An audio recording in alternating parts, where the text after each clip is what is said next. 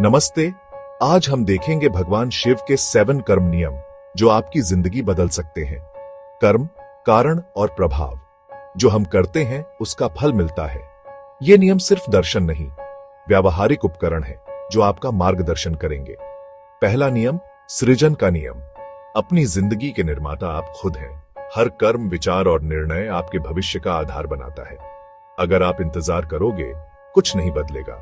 खुद कदम उठाना पड़ेगा। स्पष्ट इरादे तय करो, अपने लक्ष्य लिखो और उनकी कल्पना करो। सफलता और असफलता की जिम्मेदारी लो, दोष मत दो। अपने कर्मों को उस जीवन के अनुरूप बनाओ जो आप चाहते हो। दूसरा नियम, विनम्रता का नियम।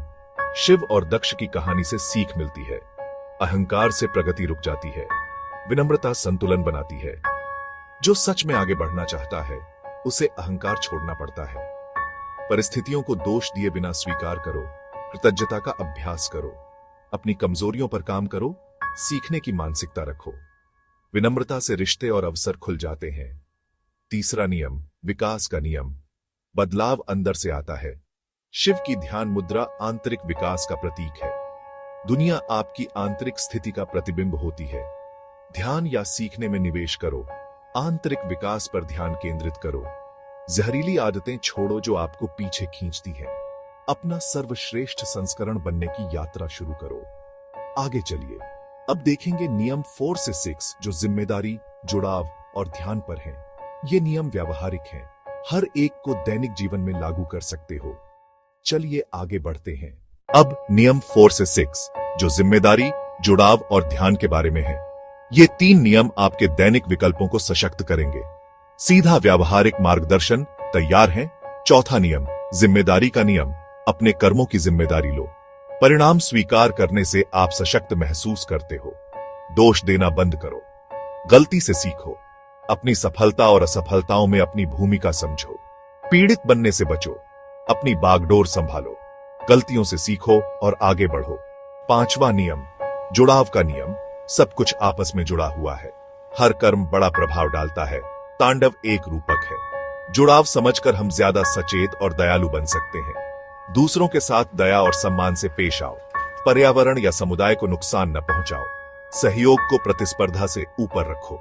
छठा नियम, ध्यान का नियम। जहां ध्यान जाता है वहां ऊर्जा बहती है। ध्यान भटकाने वाली चीजों को हटाओ और महत्वपूर्ण पर ध्यान दो। सचेत रहने से स्पष्टता और उत्पादकता बढ़ती है। अपने लक्ष्यों को प्राथमिकता दो। शीर्ष 3 कार्यों से शुरू करो। अनावश्यक ध्यान भटकाने वाली चीजों को खत्म करो। वर्तमान क्षण में रहने की आदत बनाओ। अगला और आखिरी प्रमुख नियम है धैर्य और पुरस्कार। दृढ़ता, निरंतरता और समय के साथ परिणाम आते हैं। चलिए अंतिम नियम और समापन देखते हैं। 7वां नियम, धैर्य और पुरस्कार का नियम। दृढ़ता से परिणाम मिलते हैं। शिव का धैर्य हमें बताता है कि निरंतर प्रयास से ही फल मिलता है।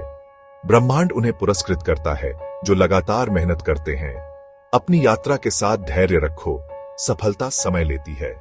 जब परिणाम न आए तब भी मेहनत करते रहो। छोटी छोटी जीतों का जश्न मनाओ। ये 7 नियम संतुलित और उद्देश्यपूर्ण जीवन का सार है। हम अपने भाग्य के निर्माता हैं। जिम्मेदारी और विनम्रता से जियो। इन्हें दैनिक जीवन में लागू करके आप स्पष्टता, शांति और उद्देश्य पा सकते हो। शिव का ज्ञान कालातीत है। यह आध्यात्मिक और व्यावहारिक दोनों है। आज एक छोटा कदम लो अपने कर्म को बदलने के लिए।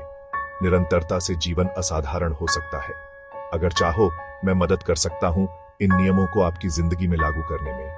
वीडियो पसंद आए तो लाइक, सब्सक्राइब और कमेंट करके बताएं कौन सा नियम आप लागू करोगे। मैं यही हूं आपकी यात्रा में। आओ मिलकर आगे बढ़े। शिव के मार्गदर्शन पर चिंतन करो। एक छोटा कदम लो आज। अपने कर्म को बदलकर शांति और उद्देश्य पाओ। धन्यवाद। फिर मिलते हैं अगले वीडियो में। गहरी सांस अंदर लें, बाहर छोड़ें। एक नियम चुनो और इस हफ्ते अभ्यास करो। शिव के कर्म नियम। अभ्यास करो, चिंतन करो, बदलो।